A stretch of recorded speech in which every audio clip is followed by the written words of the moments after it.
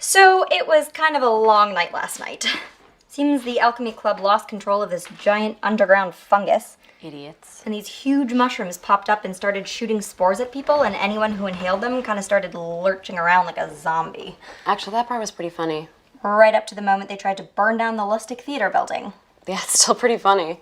And tried to attack anyone who stopped them. Yeah, it's still like a Okay, you can stop pretending to be all callous and indifferent. They saw you save me. I was just saving myself from the spores. Sure you were. Anyway, those of us who, for whatever reason, didn't get a face full of mushroom dust spent the evening hacking apart 6-foot toadstools and rolling barrels of fungicide into the basement of any building within a half-mile of the Lustig, which, side note, what is it with people trying to burn that place down? Didn't they already torch it back in 1904? Well, nobody likes theater students. Some crazy cooking club prank. My hair still smells like burning portobellos. Hey, Perry, I don't think that those Don't bother. She's trying to convince herself Day of the Triffids out there has something to do with the calf greenhouse getting out of control. That is not beyond the realm of giant mushrooms.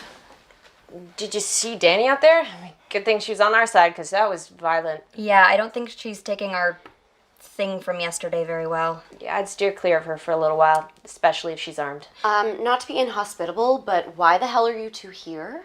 The test results came back for the fluid we found in Sarah Jane and Natalie's room. And? But maybe some kind of cyclical natural thing like a jellyfish. So it was cerebrospinal fluid. Is that what I think it is? It's the fluid in your brain sac. So I stuck my hand in a puddle of Betty's brain fluid. Ugh. Oh, it gets better than that. And what exactly is your idea of better? I looked at it through our electron microscope, and I found these. Holy crapsticks, what are those? I think it's some kind of parasite. Don't look at me, I don't know anything about parasites. I'm a vampire, not a guinea worm. Okay, but this could be what makes Betty and the other girls started acting so crazy. I mean, parasites do that, right? Like the thing in the Amazon that makes ants climb up trees before it kills them. Exactly, or that protozoa that makes you like cats. Is there something you make them drink, or something injected or inhaled? No. Whatever's happening to them happens after my mother takes them. Think carefully, there has to be something. Yeah, sure, okay, let's just dissect my deeply painful past in excruciating detail. I don't want to make her uncomfortable, but first-hand witness, hello. I know, it's just, she kind of lost someone a while ago, and I think talking about it makes her sad or guilty or... And those are things that a human might feel, so she's probably going to go scour herself with lye or eat somebody. You don't think she'd eat somebody? Yeah, crushes on vampires. What? I feel sorry for her is all. The way that her mom treats her, it's no wonder she has baggage. Well, I want to figure this out before her baggage crushes us. So, minion vamps take girls, they infect them with the brain parasites, hence pod people, and then they kidnap them again. Why? What if they don't? What? Parasites have life cycles, right? So what if the girls disappearing a second time isn't the vampires at all? What if it's like the next stage of the parasite? What if it's something that we've never even seen before at all? No. These are not things that happen. Vampires and evil, weird brain parasites and giant mushrooms, no. We're supposed to have a movie night and a formal dance at the end of term, and you will come to me with boy problems or girl problems or menstrual problems, but not all of this evil, weird conspiracy.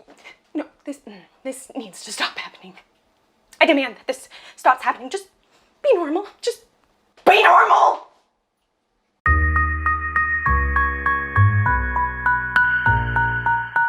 Gee, Pear, tell us how you really feel. Look, I get that this is all big fun for you, Susan, but you can't just expect everyone to go along with all of this insanity.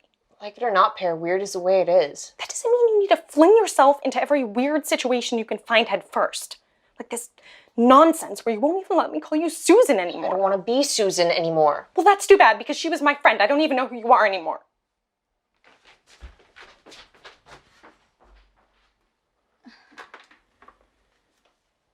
Are you okay? Peachy.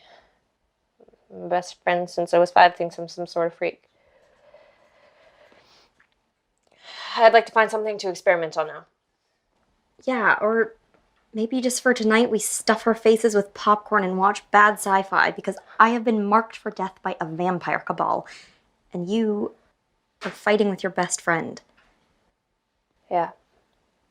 That'd be good. Oh, I can't. What the hell? Hey, Laura, you're dreaming. It was just a dream. Hey. Blood.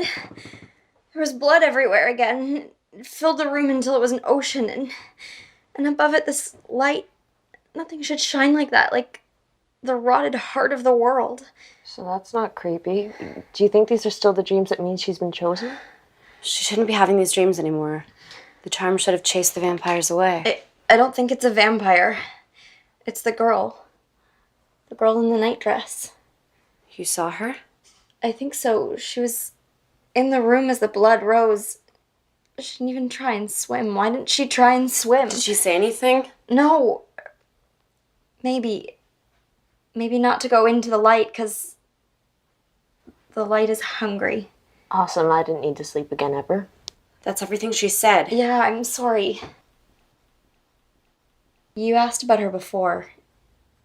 It's her, isn't it? It's Elle. I don't know. I've never seen her. The girls we takes talk about her sometimes. Little girl with a mole right here.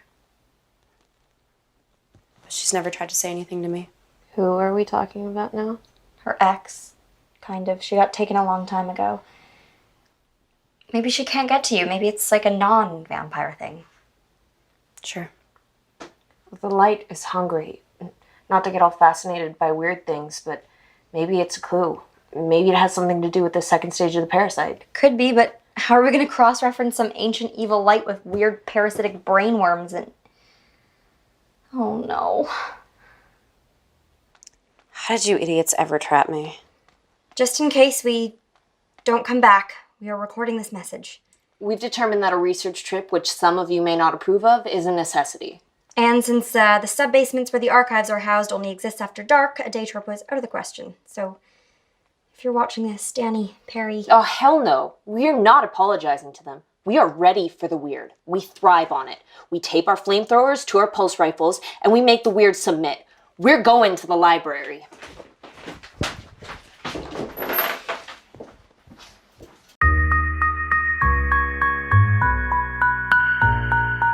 So we survived the research trip, which we should probably never speak of again. And here is our haul. One gnarly Sumerian book from before time began, and... The rescued digital consciousness of one J.P. Armitage, junior records clerk and Silas student, class of 1874. Say hi to the internet, J.P. Because somebody really did get absorbed into the library catalog. Although how he got sucked in like 100 years before the catalog was digitized... We really need to find you a better interface. Anyway, turns out JP has helped us before. Remember the truly stellar search results and timely warnings for us to flee from our last trip to the library? All courtesy of JP. According to JP, there was a rash of disappearances in 1874 as well, and although he didn't have an electron microscope to suss out the brain parasites, he did get way further along than we did with his research into the Lucha Esserintem, or the Hungry Light, and the cult of vampires serving it, aka the Dean's Special Counsel. He'd even found reference to this giant Sumerian tome that's supposed to have a section on it, which is what he was searching for in the sub-basement when he got absorbed. Well, Wonder Librarian better have more than just hungry and eats girls, because that pretty much describes everything in this book. No, but there's gotta be something. No, Yogoth, raised with 12 virgins, burned at the stake. Kalos, sprinkled with the blood of virgins, smeared on the roots of this sacrificial tree. Nyar Logoth prefers the livers of virgins, force-fed nothing but red wine for 96 days. 13-year-old boys have so much more subtlety. Yeah, that's the problem with the existence of horrors from beyond the dawn of time. Their lack of subtlety. Though it is pretty cool you can read Sumerian. 1871 was a dull year. I decided to read Gilgamesh. Oh, good. You're all still here. Because I saw Laura's last video about going to the library, and I thought I'd just check to make sure you weren't dead, and you're not. So that's fine. She'll come around, you'll see, because you're awesome. And we would literally be nowhere without you. You know that, right? Thanks. Come on, JP. Let's you and I hit my homunculate anatomy course and see if we can't figure out anything about these parasites. Great. And we will keep reading the giant Sumerian tome of Do Not Want.